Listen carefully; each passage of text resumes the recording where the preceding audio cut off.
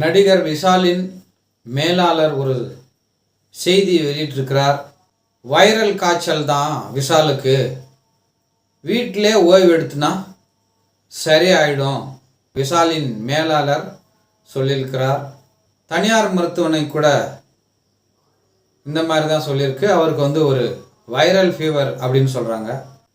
விஷாலுக்கு viral fever, கையெல்லாம் நடுங்குது, முகம்லாம் வீங்கிடுச்சு, உட்காரவே முடியல அப்படின்ற நிலைமையில் அந்த மருத்துவமனையாக இருக்கட்டும், அவங்க குடும்ப உறுப்பினர்களாக இருக்கட்டும், இந்த மேலாளராக இருக்கட்டும், எதுக்கு இந்த மதகஜா ராஜா படத்தின் ப்ரொமோஷனுக்கு வரணும்?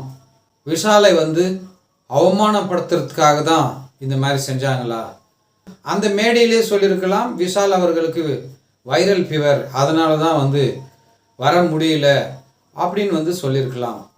அதை விட்டுட்டு அவரை கூட்டின்னு விஷாலை கேலியும் கிண்டலும் செய்ய வச்சுட்டாங்க. உண்மையிலே அவருடைய கையெல்லாம் நடுக்கம் பார்த்தீங்கன்னா, ஒரு முழு நேர மதுபானம் அருந்தவர்களெல்லாம் பார்த்தீங்கன்னா அப்படி தான் கை காலெல்லாம் அதிரும். பயில்வான் ரங்கநாதனாக இருக்கட்டும், பாடகி சுஜித்ராவாக இருக்கட்டும், பாடகி சுஜித்ரா பார்த்தீங்கன்னா ஒரு வீடியோ வெளியிட்டிருக்காங்க. விஷால் கையில் பாட்டிலோட உள்ளே வரலாமா அப்படின்னு கேட்டார். வர வேணான்னு சொன்னேன். உன்னுடைய கணவரை தான் நான் தேடி வந்தேன், அவர் இல்லைன்னா பரவாயில்ல, நான் உள்ளே வரவா, மது இருக்குது அப்படின்னு விஷால் சொன்னதா சுஜித்ரா சொல்கிறாங்க. அவன் இங்கே கிடையாது, இங்கேருந்து போயினேரு அப்படின்னு நான் சொல்லிட்டுதும் சுஜித்ரா சொல்லியிருக்காங்க. பயில்வான் ரங்கநாதன் அதே சொல்கிறாங்க. அதிகமான மது பழக்கத்திற்கு விஷால் இப்படி ஆனதுக்கு காரணம், அதுக்கப்புறம் கண்ணை தச்சிட்டாங்க, பாலா தான் அதுக்கு காரணம் அப்படின்னு பல பேர் பல விதமாக சொல்கிறாங்க.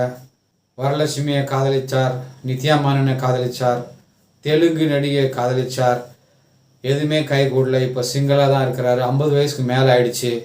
இன்னும் அவருக்கு கல்யாணம் ஆகுமா ஆகாதா, அவருடைய உடல்நிலை தேருமா தேராதா இப்படின்னு பல வதந்திகள் கிளம்பியிருக்கு. ஆனால் இதையெல்லாம் மீறி விஷால் மீண்டும் பல நிலைக்கு வரணும், விஷாலின் ரசிகர்களின் எண்ணமாகவும் இருக்குது, எல்லோருடைய எண்ணமாகவும் இருக்குது. ஏன்னு கேட்டிங்கன்னா, அவர் எப்படி ஃபைட் பண்ணுவார் படங்களில் எல்லோருக்கும் தெரியும்.